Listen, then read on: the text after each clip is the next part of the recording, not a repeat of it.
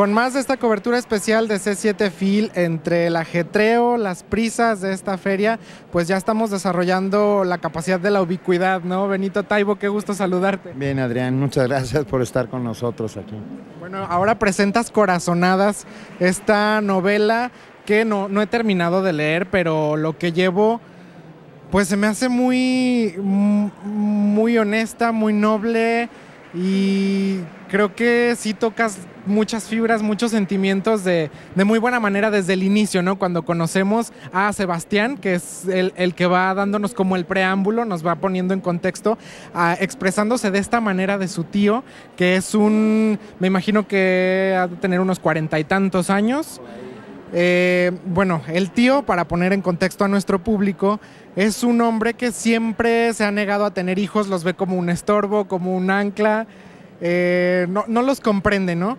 Y bueno, por azares del destino, su hermana y su esposo mueren en un accidente y la hermana deja una carta donde pide con toda el alma que él se haga cargo de Sebastián, que es este niño de 12 años. Ya lo contaste, bueno, pero así contamos, nos despedimos, es todo. Gracias, ¿no? A todos.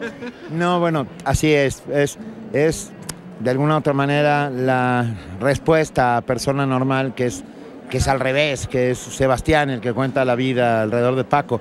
En este caso es un cuaderno de viaje, una suerte de pequeño diario, donde va haciendo las anotaciones sobre la vida en común entre un hombre que no quiere tener hijos y un hijo que se ha quedado sin padres, y cómo se va estableciendo esa relación, y particularmente, y mucho más importante, cómo este hombre que cree que sabe muchas cosas y que vive desparpajadamente y consciente de sí mismo y de su entorno, va aprendiendo de este muchachito de 12 o 13 años.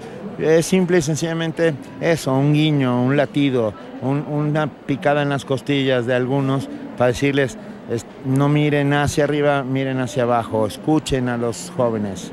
Y creo que está escrito desde la manera o del corazón del personaje tan personal, valga la redundancia, que cuando lo estás leyendo en momentos olvidas que estás leyendo ficción, ¿no? ¿Te pareció? Mira qué bonito. Yo creo que es un elogio maravilloso, ¿no? Sí, cuando la realidad toca y se arroza con la ficción, se genera una suerte de magia, de la creación de lo imposible, que quiere decir que eso que está ahí está cobrando vida, ¿no? Se está volviendo real. Y bueno, que además creo que encontramos muchos momentos, pues no me gusta el término lección porque no es aleccionador ni es moralino. Ni moral. Exacto, pero bueno, podemos decirlo como aprendizaje, ¿no? El sentimiento del amor desde una perspectiva de amistad, desde la perspectiva fraternal. Lúdica. Exacto, y que es una relación pues muy transparente la de ellos dos, ¿no? Y que además el tío, pues él está con toda la edad de que no va a criar a Sebastián de la manera tradicional, va a ser pues ponerse a su nivel, pero también de una manera responsable. Sí, y al mismo tiempo asombrándolo, picándole la curiosidad, empujándolo hacia sitios desconocidos.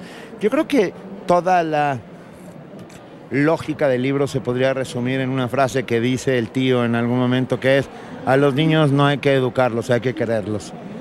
Si partiéramos de esa verdad de perogrullo, esa cosa sencilla, porque se supone que por eso los tenemos, para quererlos, luego lo que queremos es educarlos y convertirlos en una suerte de mínimos reflejos de nosotros mismos, ¿no? Hay una canción de Joan Manuel Serrat que dice: niño, deja ya de joder con la pelota, y eso no se dice, eso no se hace, eso no se toca. Aquí es todo lo contrario: toca, haz, mira a la ventana, escupe por la ventanilla, grita cuando quieras gritar, prueba todos los sabores, diviértete, mira el mundo con asombro, abre mucho los oídos porque está lleno de música que a veces no te das cuenta que está en el aire. De eso se trata. Y creo que también muchos de los tíos, de los que somos tíos y que no tenemos planes a corto plazo de tener hijos, creo que nos identificamos mucho con él, porque a veces es inevitable pensar, ¿no? Que podríamos estar en el lugar de nuestros hermanos, pues haciéndonos cargo de nuestros sobrinos. Y creo que es la manera en que muchos de los tíos quisiéramos educarlos, ¿no? Dejando personas de bien y personas con la mente bien abierta en este mundo. Sí, seres libres e independientes, que no se parezcan a nosotros y que se parezcan cada vez a sí mismos. Y yo creo que de eso se trata. Insisto, muchas veces tenemos hijos por intentar tener un reflejo, ¿no? Y yo creo que lo que tenemos que tener es a seres libres, independientes, pensantes por sí mismos, capaces de tomar decisiones, de asombrarse, de errar, de equivocarse todas las veces que merezca equivocarse.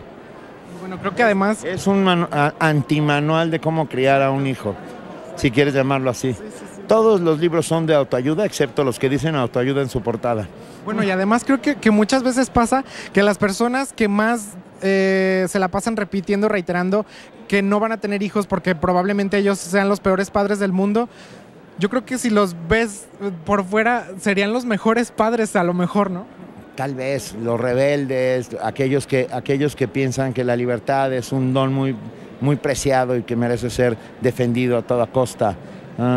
Sí, aquellos que creen que luchar por cosas importantes vale la pena, que decir no vale la pena, que negarse a hacer cosas que no entran de sus códigos morales vale la pena. Sí. Bueno, y un libro como los anteriores que ha sido muy reseñado por booktubers. Tú siempre te has caracterizado por esta cercanía con los jóvenes, por ese aprendizaje mutuo y porque te encanta estar aprendiendo, ¿no?, de los jóvenes y escucharlos. Sin lugar a dudas. Hoy tuvimos una sesión espectacular de 1000 jóvenes, que fueron como 2000, y en la cual a veces me da mucho pudor, pero porque se desarrolla una suerte de pequeña euforia colectiva en la cual se convierte el personaje más importante que lo que hace, y yo no soy nada más que un lector, y se los insisto constantemente, soy igual a ustedes, no soy un rockstar, no soy un apóstol, no soy un iluminado, soy un lector. No fue mi libro ni mis palabras las que hicieron que ustedes sintieran cosas, es la literatura, son las palabras de la tribu que venimos repitiendo unos a otros desde tiempos paleolíticos alrededor de la fogata, contando cómo solo podremos salvarnos en comunidad. Un lector que consciente o inconscientemente nos provoca las ganas de leer y las ganas de tener la mente bien abierta. Muchas felicidades por este libro, Benito Taibo, Corazonadas. Creo que es el regalo perfecto de tío para sobrino o de sobrino para tío. Sí. Mil gracias, qué gusto saludarte. Benito Taibo en C7 Film. Esta es mi casa grande. Ajá. Mi casa chica es la de México. Claro, claro. Bajo Editorial Planeta, además. Así es, muchas gracias. Planeta. Leer es resistir, recuérdenlo siempre. Benito Taibo, muchas gracias. Gracias, querido. Continuamos con más en C7 Film. Más de la FIL Guadalajara en su edición número 30, ahora con Mauricio Montiel, que presenta Los que hablan, 3 fotorrelatos bajo el sello editorial Almadía. Muchas gracias por estar con nosotros. No, gracias, al contrario, por el espacio. Pues platícanos estas imágenes, qué es lo que nos cuentas, y además, pues digamos que hay 2 discursos, ¿no? El discurso textual y el discurso visual. Así es un libro que decidí llamar Fotorrelatos porque se componen por imágenes y texto. Es un experimento pues bastante peculiar, es un libro raro, es un libro curioso, porque el lector tiene que ir armando o trenzando ambos discursos, ¿no? Por un lado leyendo el texto y por otro lado leyendo las imágenes. Las imágenes funcionan más que como, yo no diría como un acompañamiento, sino como un discurso o correlato visual del relato textual. No son nada más adornos, digamos.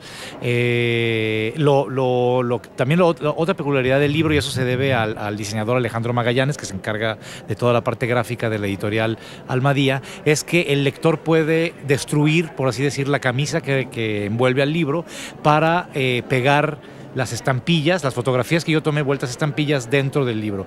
Para mí lo mejor que puede ocurrir con este libro es que el lector arme su propio volumen, su propio relato visual, es decir, que no sigue el orden de las imágenes que yo di, sino que él acomode las imágenes a su gusto. Así, digamos que es un libro que se puede multiplicar y tener tantas lecturas como lectores tenga. ¿Y qué son estas fotografías tomadas por ti las que protagonizan estos relatos?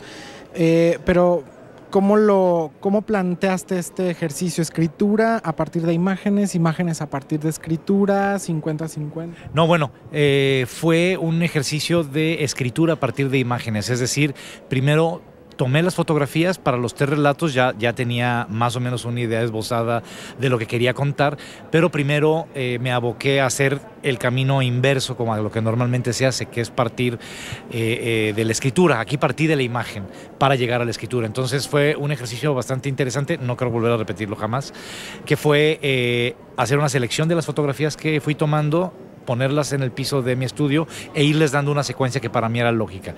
Una vez que ya tenía la secuencia que me parecía la idónea para cada texto, fui escribiendo, digamos, los enlaces entre imagen e imagen, como una especie de collar o de rosario. Que supongo que no fue nada sencillo la selección de las imágenes y darles también esta secuencia, podría ser una secuencia cinematográfica, ¿no? El libro tiene muchísimo de cinematográfico. De hecho, el primer relato o capítulo del libro se titula Road Movie, que es este género de películas completamente estadounidenses, muy arraigadas en la cultura estadounidense, de personajes que van escapando por carreteras, ¿no? El primer relato, pues, es justamente una pareja que va huyendo de algo por motivos que se van a ir aclarando a lo largo del texto para llegar a otro lado, ¿no? Esta pareja se va, así lo quiero ver yo, va mutando, va transformándose en los otros 2 relatos. Quiero pensar que es la misma pareja, un él y un ella que no tienen un nombre propio, sino que nada más son estos pronombres, que puede ser cualquiera, y que, como digo, van pasando por distintas etapas y por distintos escenarios a lo largo del libro. ¿Sería otra historia en estos relatos si no estuviera al descubierto el texto, o si no estuviera el texto en ellas? ¿Podría el lector hacer otra propia historia o si es evidente lo que quieres contar en las imágenes? Bueno, sí es evidente, digamos, que como decía, los 2 discursos se van trenzando, se van acompañando, ¿no? Se van también iluminando, por así decirlo. Ahora, también las imágenes en este caso funcionan como, así lo quiero ver, como ventanas para el lector, para arrojarlo fuera del texto. Son textos que se van volviendo muy asfixiantes, muy angustiantes, tienen estructuras de thriller, de suspenso, de terror, de ciencia ficción, y son atmósferas que se van volviendo claustrofóbicas, paranoicas, insisto, asfixiantes. Entonces, estas imágenes, ya una vez que tenía el libro en su versión final, ya me di cuenta que las fotografías podían fungir como ventanas para el exterior, ¿no? Para ver el mundo que se estaba narrando. Y ahorita que lo mencionas, el tema de la paranoia muy presente, ¿no? Y ese tema también como de observación o de miradas que vigilan, ¿no? Sí, bueno, ese es uno de los principales temas del libro, ¿no? La vigilancia permanente, el sentirte espiado, que está, el tema está mejor desarrollado, más desarrollado en el segundo relato, que tiene que ver con el asesinato de John F. Kennedy en 1962. Y con el hombre, un textilero judío, Abraham Zapruder, que filmó con una cámara accidentalmente el asesinato de Kennedy. Y es una película, la película de Zapruder, que se ha estudiado una y otra vez desde distintos ángulos para, pues, generar todo este tema de las teorías conspiratorias, que también está muy presente en el libro, y de que supuestamente, pues, no era nada más un asesino, sino eran varios. Y yo quise tomar la idea de este textilero judío que accidentalmente grabó un asesinato para llevarlo a la época contemporánea con esta proliferación pues hasta cierto punto hasta malévola, de cámaras en todos lados del mundo, de teléfonos celulares, de dispositivos móviles, que bien a bien pueden captar también una tragedia de este tipo, un siniestro de este tipo. Un género que además pudiéramos creer que no está tan presente o que no se están haciendo ejercicios o publicaciones nuevas, ¿no?, en el fotorrelato, pero que sin embargo pues hay que darle su lugar. Sí, hay un antecedente cinematográfico, ahora que hablabas del cine, para estos fotorrelatos, que es La Jetée, un cortometraje de de los años 60, de Chris Marker, un gran director, gran documentalista y también gran director de ficción, que se volvió un paradigma para el nuevo cine que estaban haciendo en esos años. Y él le llamó, Chris Marker, a este cortometraje una fotonovela, porque efectivamente son imágenes fijas que están acomodadas en una secuencia, bueno, que va cobrando cierto movimiento, pero son imágenes completamente fijas acompañadas por pequeños trozos de texto y de diálogo. Entonces, ahí hay un antecedente de los años 60 para esta idea de engarzar el texto con lo visual, ¿no?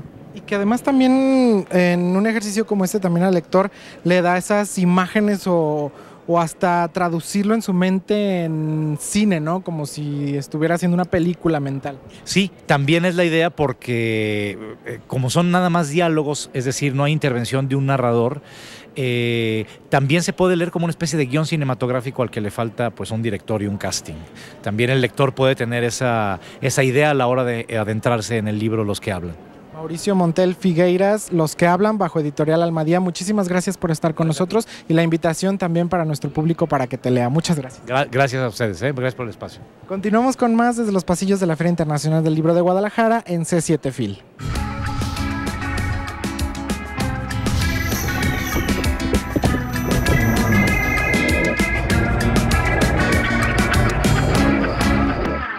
Y nosotros seguimos en esta cobertura especial de C7 Fil a través de C7 Jalisco. Me da mucho gusto coincidir en esta feria, la Feria Internacional del Libro de Guadalajara, que tiene a América Latina como invitada de honor con Christian Duberger, francés, historiador, antropólogo y con una, yo quise decirlo así, Christian, como una historia de amor con México. ¿Cómo estás? Gracias por la invitación. No, es cierto, es una historia de amor con México.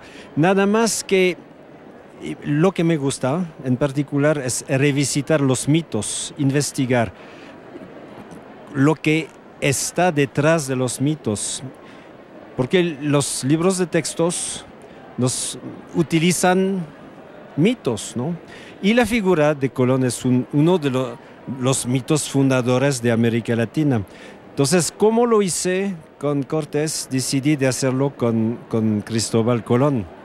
Efectivamente, porque bueno, tú ya has estado en otras ocasiones en la FIL, justamente con este libro que hablabas, pero ahora te tenemos aquí con El ancla de arena, que vendría a ser como un espejo, Cristian, de Cristóbal Colón.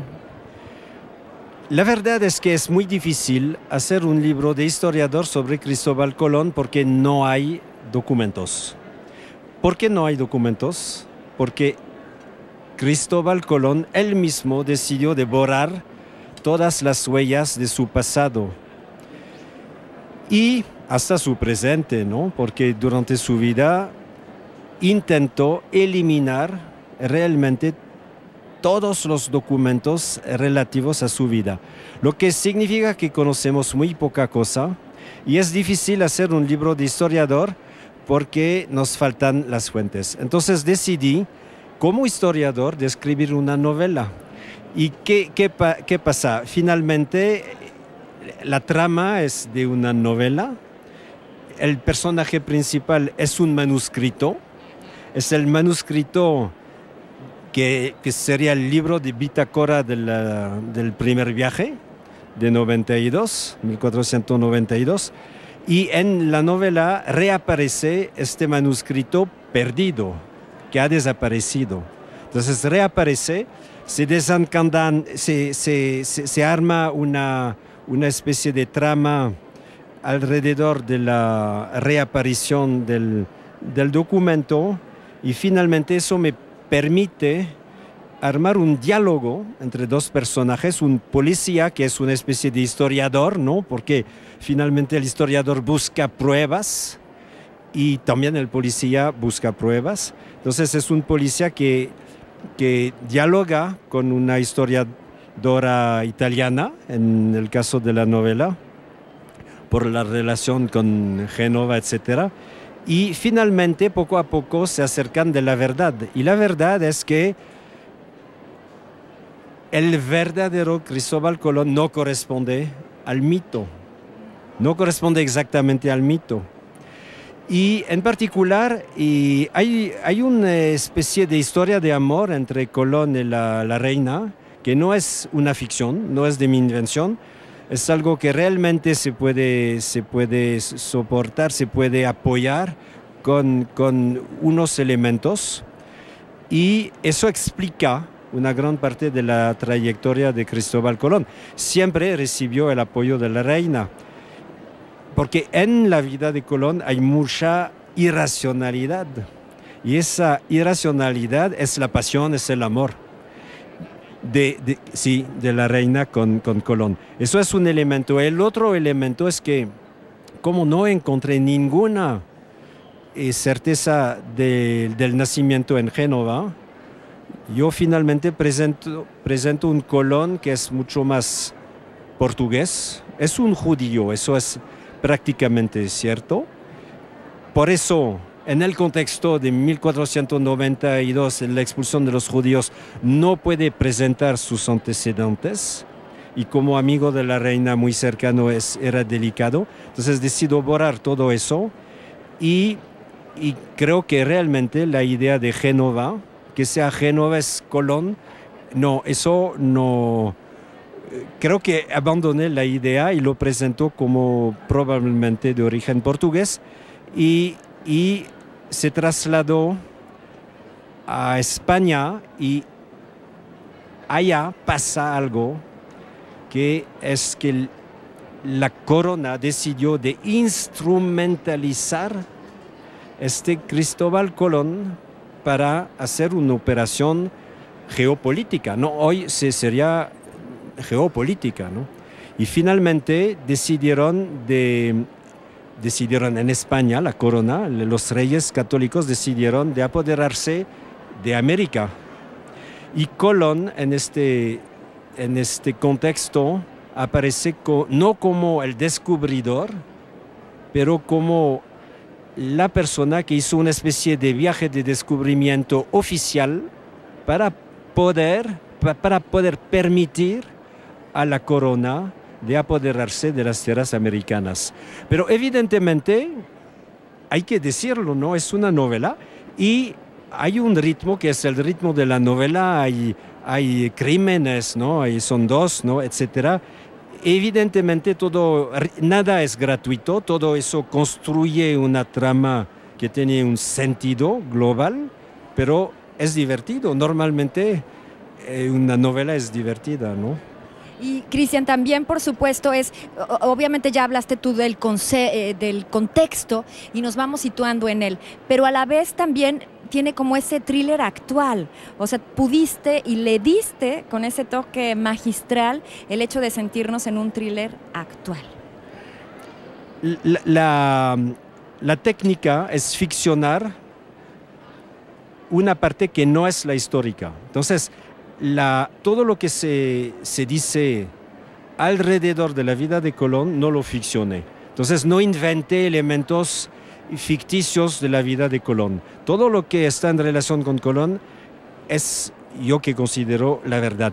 Lo que es una aportación para el lector, ¿no? El lector aprende, pero es cierto que la parte ficcionada es una parte de hoy, ¿no? Es una historia de amor entre un policía español y una de Sevilla y una joven historiadora italiana y finalmente van a viajar en todo el mundo y esos viajes son un poco los dobles, ¿no? de los viajes de Colón, ¿no? Son otros viajes, ¿no? A través del mundo, pero prácticamente es el mismo circuito. Entonces hay México, hay la República Dominicana, evidentemente.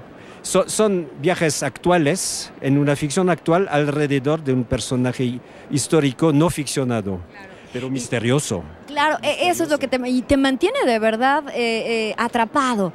Tú hablabas precisamente hace un momento de pues, la historia, los documentos y demás, pero por supuesto también es un trabajo de investigación. ¿Dónde estuvieron tus fuentes? La verdad es que hay muy pocas fuentes. Pero cuando uno decide borrar un documento, eliminarlo, eso deja huella. Entonces, lo que tenemos son las huellas de las huellas, no directamente las pruebas, los documentos, pero tenemos la seguridad de que intentó eliminar esos documentos el propio Colón. Entonces, es una búsqueda un poco diferente del trabajo normal del investigador. Por ejemplo, no tenemos prácticamente ninguna firma de Colón. Todas las firmas que conocemos son falsificaciones. Prácticamente no tenemos cartas de Colón. De las cartas que clasificadas como de Colón, Creo que son 3, 4, quizás 5. Lo que para un personaje de este tamaño es impresionante, es prácticamente nada. Pero podemos saber por qué no tenemos más cartas. Y eso es parte del misterio de Colón, ¿no? Y en ese misterio también de tu búsqueda, tenía enemigos. Obviamente el personaje en el libro también nos habla de esto, pero también nos remontamos al pasado. Sí, evidentemente hay, porque es el amigo de la reina, entonces, y beneficia de una protección, de una super protección. Pero evidentemente el personaje es muy discutible, hay que decirlo, ¿no? No es un personaje, es un aventurero excepcional, un navegante excepcional, pero y en materia de gestión humana, es otra cosa.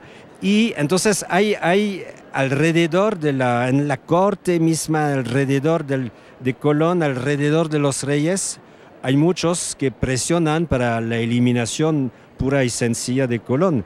Y cada vez reintegra la corte, cada vez apoya a la reina otro viaje de Colón, y Colón finalmente va a hacer 4 viajes, siempre apoyados por la reina, y al último viaje regresa y 3 semanas después muere la reina, y eso es el final finalmente de Colón. Va a sobrevivir 2 años después, pero 2 años más, pero ya es un hombre del pasado. Tú, como otros escritores, Cristian, ¿tienes algún ritual al momento de escribir, en este caso, esta novela?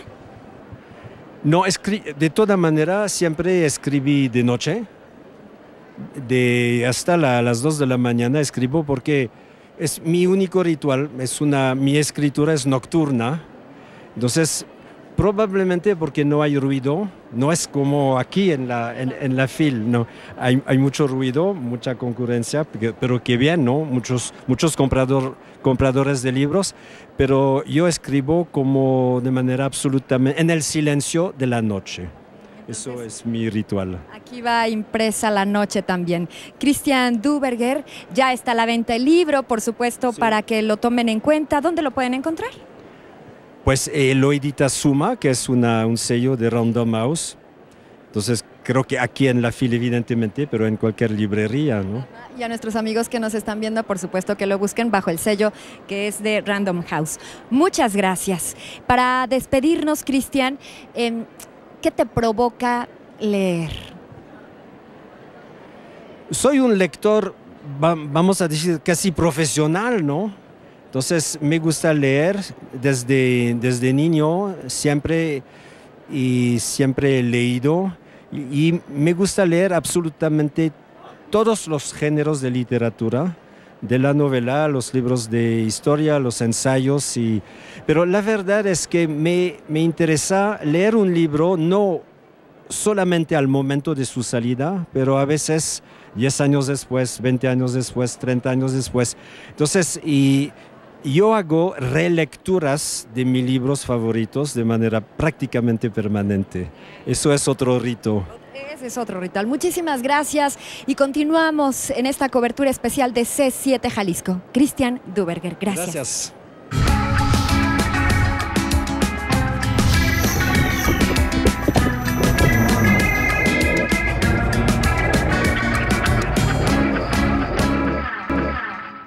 Ahora estamos con Leopoldo Mendívil López, autor de Secreto Vaticano, esta novela que presenta en la FIL Guadalajara. Gracias por estar con nosotros, Leopoldo.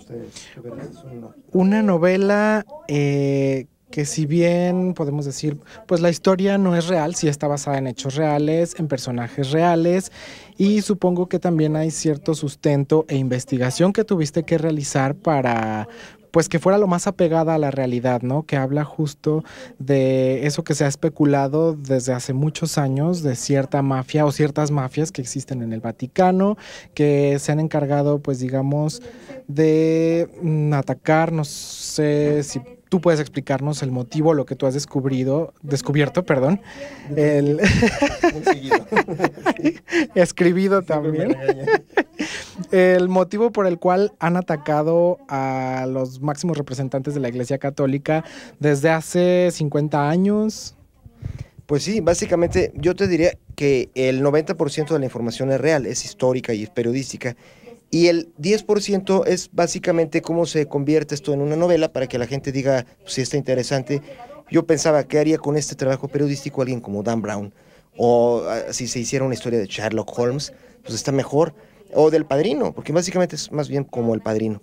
Y lo que tú dices es totalmente cierto. Todos hemos vivido y crecido en la religión católica bajo esta idea de que hay un grupo oscuro dentro del Vaticano, pero sin saber quién. Entonces yo dije, vamos a investigar, y me di cuenta que hay muchos que ya lo han investigado, o sea, y de hecho es casi asombroso que no se sepa la gente los nombres de las personas, porque ya son muy, los nombres son gente famosa.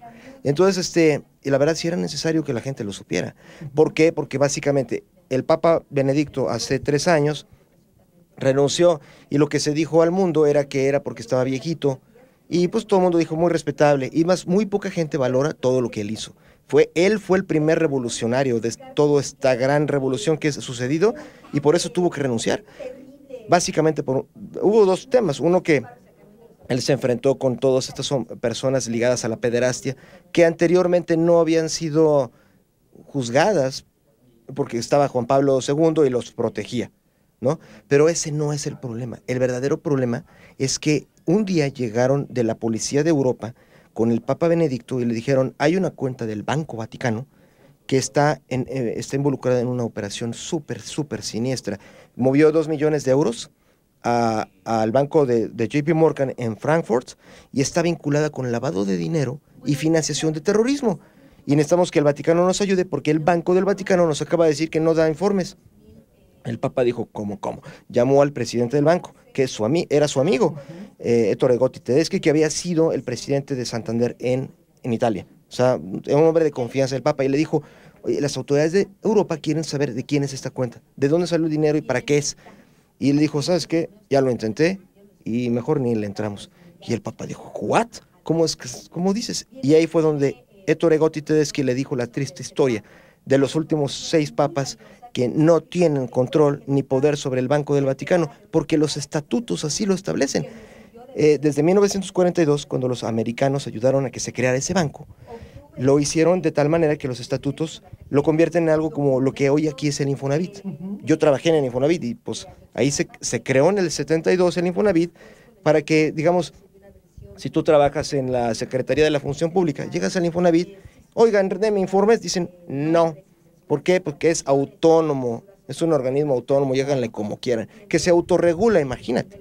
Ahorita es una institución muy limpia porque pues, en pasados regímenes se limpió, pero te imaginarás, eso es como para otro libro. Sin embargo, el Banco Vaticano tiene ese estatuto. Entonces el Papa Benedicto le dijo al presidente del banco, pues cambiémoslo. Ahí empezó la historia. Porque cambiémoslo significaba vamos a crear una legislación nueva.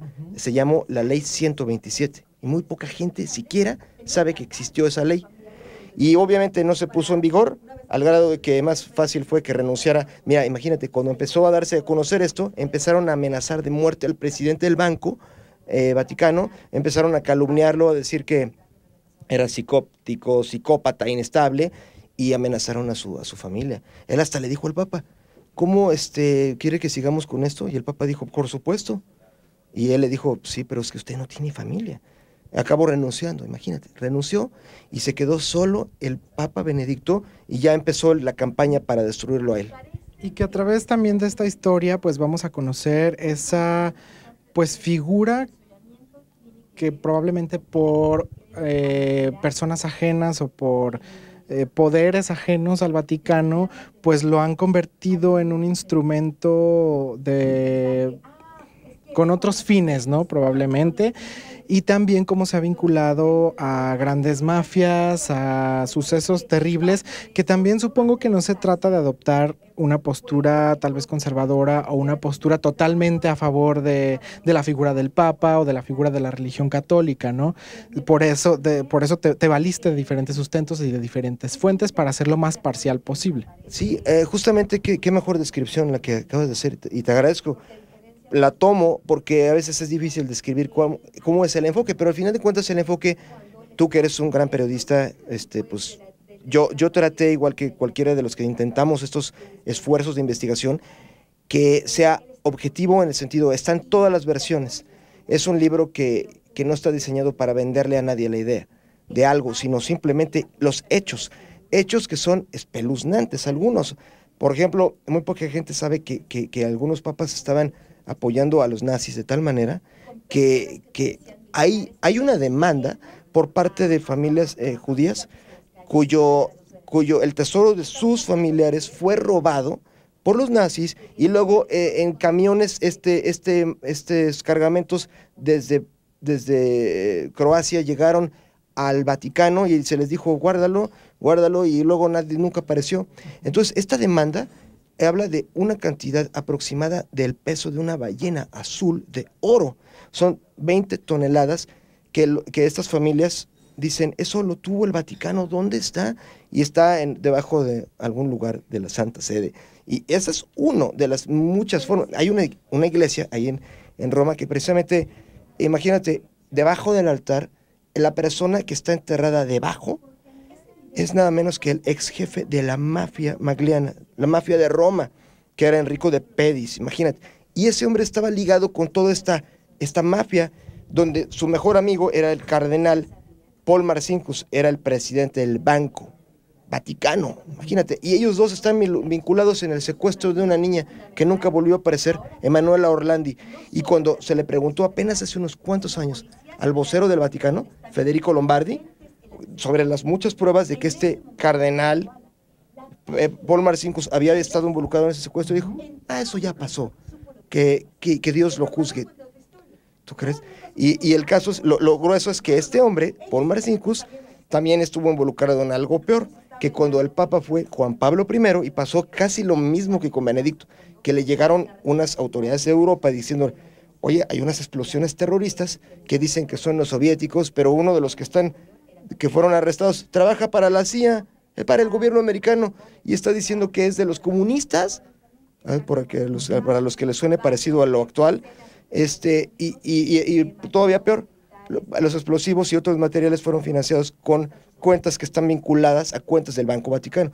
Le dijeron al Papa Juan Pablo I, ¿qué onda? ¿Cómo está? Y el Papa le pasó lo mismo, acababa de tomar el puesto y dijo, pues claro, vamos a ayudar a que se investigue. Se topó con el presidente del banco, Paul Marcinkus, que medía 1,80 y le llamaban el gorila. Y él le dijo básicamente, el Banco Vaticano no da informes, ni siquiera al Papa.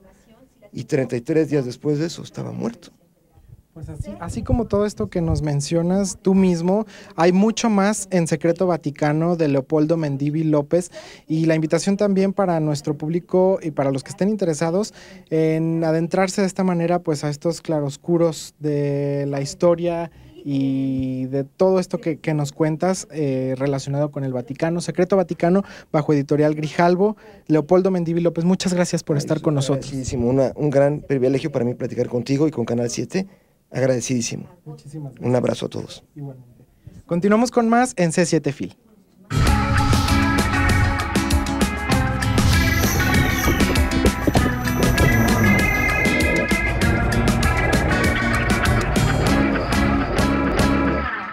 Con más de las entrevistas de C7 Fil, ahora estamos con la escritora y periodista Mónica Lavín, que nos presenta México Contemporáneo, esta publicación que la trae de visita a la Feria Internacional del Libro de Guadalajara. Muchas gracias por estar con nosotros y mucho gusto, Mónica. Al contrario, feliz de estar aquí, ¿eh? Bueno, pues en este libro vamos a poder encontrar una cara de nuestro México actual, desde muchas perspectivas y desde muchas figuras y personajes, ¿no? Sí, fíjate que son conversaciones con 19 creadores de distintas disciplinas. La arquitectura, la música, la danza, la escritura, la gastronomía, la fotografía, la plástica, intentando penetrar en estas historias de vida donde cada uno de los aquí incluidos, que desde luego no son todos los que forman este mosaico vivo y expresivo de México, cuenta cómo encontró, cómo definió su pasión, cómo encontró la vocación, qué contexto lo rodeaba, cómo ha llegado a ser el que es, ¿no? Fíjate, está Gael García Bernal, que fue fácil, digamos, en el sentido de que con todo y su agenda apretada, en una pasada por la Ciudad de México me dijo que sí podíamos conversar. Entonces, saber en qué momento decidió cada uno, es muy curioso, uno cree que aquellos que están ya en un cierto momento de su vida con esplendor, así estuvieron siempre, ¿no? Pero esta es una batalla que se gana a brazo partido. Y que nos da también evidencia, digamos, de, pues puede ser una lucha en diferente materia o en diferentes áreas en nuestro país. Tienes también conversaciones con Elisa Carrillo, la bailarina, con Alondra de la Parra, que si bien algunos de ellos son mexicanos que pues ya no viven o no están activos en nuestro país, están representándonos en otros países, ¿no? Y creo que también es el objetivo de una publicación como esta, convertirse en embajador del talento mexicano, ¿no? Ay, me gusta mucho como lo dijiste. Sí, y mira, todos ellos tienen de alguna manera un lugar internacional. Los escritores como Elmer Mendoza, Jorge Volpi, Rosa Beltrán han sido traducidos a varios idiomas. Quizás la literatura es lo menos glamuroso, a pesar de que estamos en una feria internacional del libro, pero sí son mexicanos que o estudiaron en el extranjero o han vivido o viven allá, pero que tienen una intensa relación con México, ¿no? Mira, el propio Rolando Villazón, pues tiene una agenda activísima en Europa y algunos entonces no fue posible entrevistarlos en vivo. Sí en vivo, pero no en cercano, pero solo 3 de ellos. Fue a través de Skype. En sus agendas apretadas me concedieron un tiempo y de alguna manera yo quiero transmitir esa cercanía que da la conversación, ¿no? Y mostrar esa cara ante el mundo, que también es importantísimo, que conozcan a estos personajes, que conozcan lo que hacen. Y lo que me gusta de ejercicios como este es desdibujar de cierta manera esa frontera, podemos decir, imaginaria entre la cultura pop y la cultura tradicional, ¿no? Me gusta mucho lo que dices. Y sí, y de alguna manera desdibujar toda frontera, ¿no? Porque vas a oír de primera mano y también vas a sentir que quienes están en un cierto sitio, Horacio Franco, ¿no? Este flautista fantástico que además promueve la música, el gusto por la música, crear auditorios, pues no siempre tuvo el apoyo, de alguna manera lo logró su camino por empeño y ese contarte su historia hace que puedas estar más cerca y que sientas que todos son personas como uno, digamos como uno, pero que en cuanto descubrieron dónde estaba su talento y su pasión, enfilaron toda su energía y que de alguna manera entre azares y movimientos adecuados han logrado estar donde están, con todavía proyectos muy vivos, o como dice Guillermo Arriaga, que me gusta mucho, es el empleado del mes. Por eso le puse ese título a su entrevista, porque dice, bueno, ahorita soy el empleado del mes, pero yo quiero ser siempre el empleado del mes, es decir, mi esfuerzo va a ser un esfuerzo sostenido por arriesgarme, aventurar, no nada más nadar de muertito, ¿no? Y que estos personajes además lo hacen por la pasión, por el gusto de hacerlo, digamos, sin mayor pretensión, y yo creo que esa es la honestidad que los ha llevado hasta donde se encuentran en este momento, ¿no? Claro, y como tú me decías, por ejemplo, Alondra de la Parra, mientras la entrevisté, mientras tuvimos conversaciones, me decía, yo lo que más quiero, porque estaba viajando como directora invitada de orquesta en orquesta, me dijo, yo lo que más quiero es tener mi orquesta. Es que un director quiere dirigir su orquesta y poder crecer con ella. Y en ese momento, ya había pasado esta conversación, a los pocos meses la llaman de Australia para ser directora de una orquesta. Y dices, eso es lo que quería y lo tiene, ¿no? Lo tiene porque tiene el talento y la perseverancia para lograrlo. Y eso es muy interesante, cómo son sueños realizados, pero sueños que no han acabado, ¿no? Pues la invitación es para que lean esta publicación y que sería maravilloso que como mexicano, extranjeros, cualquier persona que se acerque a estas historias inspiradoras, pero también sería interesante que los jóvenes, ¿no? Claro, jóvenes y fíjate, padres de familia. Una señora me dijo, ay, ahora que he leído esto me doy cuenta que a mi hijo tengo que escuchar bien qué es lo que le gusta y cómo acompañarlo. Y dije, ay, no había pensado que también tenía ese filo este libro. Y fíjate que además de leerlo están estas fotos espléndidas. O sea, es un libro con fotografías de Paul Browns que me acompañó y que retrató a todos los que pudimos hacer la conversación en presencia. Todos están retratados: Gael García Bernal, Daniel Jiménez Cacho, los chefs Elena Raigadas, Enrique Olvera, los arquitectos Tatiana Bilbao, Rockin, Javier Marín, Cauduro. Estos retratos son otra cosa, o sea, se suman a la conversación porque te los acercan y dejan también el misterio de estos, de quiénes son, ¿no? Y que queda también ese registro del contexto actual, ya como, pues no sé, en 10, 20 años probablemente, no sabemos dónde vayan a estar estos personajes, ¿no? Pero vamos a conocer el contexto en el que ellos se desarrollaron y en el que estaban viviendo en este momento, y eso también es importantísimo y es muy interesante. Eso me gusta, fíjate, la idea de que sea retrato vivo, pero es retrato vivo que claro que refiere al pasado de cada uno y al pasado de México, por lo tanto, y de todos modos es documento o testimonio para el futuro, ¿no? Mónica Lavín, pues muchísimas gracias por esta plática y felicidades por llevar de esta manera el nombre de México y esas diferentes caras a muchas personas que, pues qué maravilloso que lo conozcan de esta manera, ¿no? Y que se hagan puentes con lo que cada quien hace, ¿no? O sea, leo quién es, a lo mejor nunca he visto a bailar a Elisa Carrillo, pues me meto a internet y voy a verla bailar. Exactamente. ¿No? Mónica Lavín, México Contemporáneo,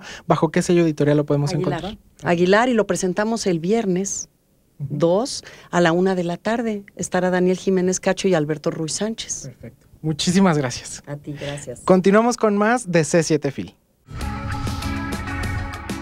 Ya está con nosotros el escritor e ilustrador Bernardo Fernández Beff. Gracias por visitarnos un año más que vamos a platicar contigo, sí, Beff. Adrián, qué gusto. otra vez por acá.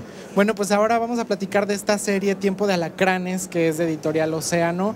Son 4 libros, vas a presentar el último, el más reciente, Así aquí en la Feria Internacional del Libro, Azul Cobalto, ¿no? Azul Cobalto es una serie que ya son cuatro novelas policíacas: Tiempo de Alacranes, Hielo Negro, que es esta, Cuello Blanco, y ahora viene Azul Cobalto. Son la historia del enfrentamiento entre una narcotraficante, Lizzy Zubiaga, y una mujer policía que después se vuelve detective, Andrea Mijangos, que a lo largo de los 3, la serie propiamente empieza en Hielo Negro porque considero a la otra la precuela, a Tiempo de Alacranes, y se van enfrentando estas dos mujeres en distintos momentos, en distintas circunstancias.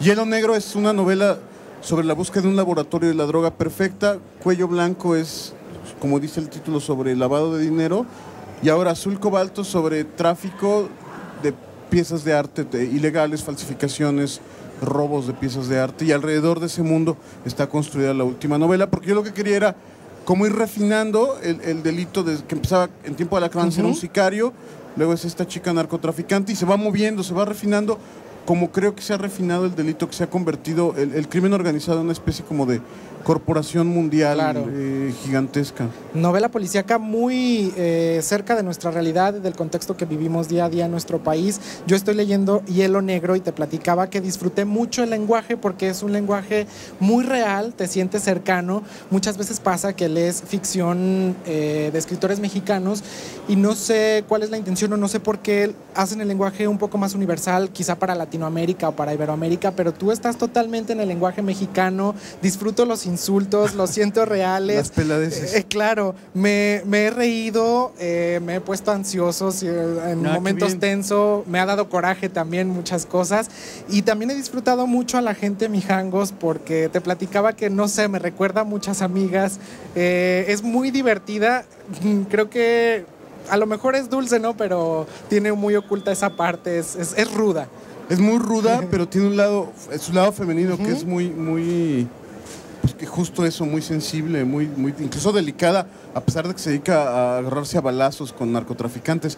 Justo, qué bueno que lo dices, el lenguaje para mí es muy importante porque retrata como nada el contexto. Por eso yo soy muy atento al lenguaje popular, al habla de la gente. Eso por un lado, y por el otro, el reto cuando escribí Hielo Negro, la primera de la serie, era contar la historia desde el punto de vista de una mujer, y que pareciera una mujer, que no pareciera, yo digo travesti, no en un sentido peyorativo, pero no quería que pareciera un hombre vestido de mujer o disfrazado de mujer, quería que fuera y que pareciera una mujer. Me he encontrado con que lectoras en lugares tan distintos como Tijuana, como la Ciudad de México, como como Sinaloa me han retroalimentado, dicho, oye, me identifico mucho con tus personajes, sobre todo con Andrea Mijangos, lo cual me gusta mucho porque bueno, significa que he logrado apelar a un público, o sea, que logré sacar bien el reto de robarme una voz femenina.